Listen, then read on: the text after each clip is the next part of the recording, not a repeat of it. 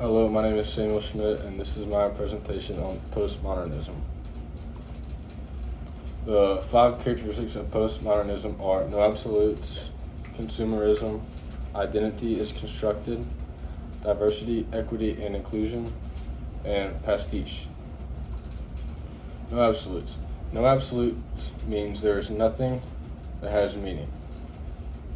All the arts and the paintings and stuff, there's no meaning to it. It's just pretty much just a bunch of paint.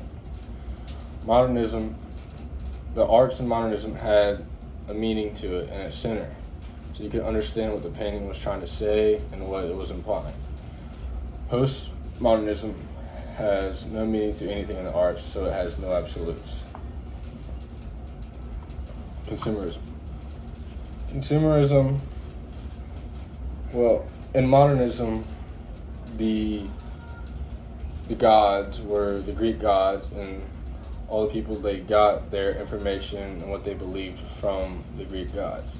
In postmodernism, the gods are the things they purchase, like the clothes and the stuff. The nicer the clothes they get, they believe it makes them feel better, and it makes people look up to them more. Like, oh, they're rich, stuff like that. The next characteristic is identity is constructed. Before postmodernism, race, gender, class, and sexuality, there was a big bias with it. Men would be richer, and white men would be richer, working the better jobs, and being more of a higher class. While the black women would be in a lower class, working more labor jobs. But in postmodernism, they realized that this was wrong, and they went away from doing this, and everything that they wanted to achieve now had to be earned. It wasn't just given through the line of your family and what you look like and who you were.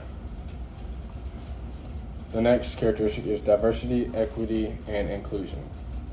There was a concern for marginalized groups, and basically they went from it's kind of similar to the last characteristic.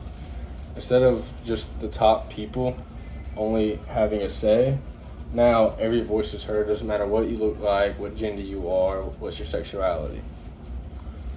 The last characteristic is pastiche. Pastiche means playing with older pieces. And postmodernism, remember, there's no absolutes, so nothing matters. So that means there's nothing new. So all they're doing is playing with older pieces. And I chose Portrait Futaga by Yasumasa Morimura. And this painting has a clear representation of no absolutes and identity is constructed. You can see the painting has really no meaning. There's nothing to it. It's just pretty much just a bunch of paint and color on a piece of paper. And identity is constructed. You can see this clearly because the person laying in the bed has a female face with a male upper body and with a female lower body. You can tell from the shoes. And I think before postmodernism, and the bed looks pretty wealthy. It looks like a bed a rich person would own. Before postmodernism, the women weren't wealthy. They weren't laying in wealthy beds. Now you can tell that this person is laying in a wealthy bed. And that is my presentation on postmodernism.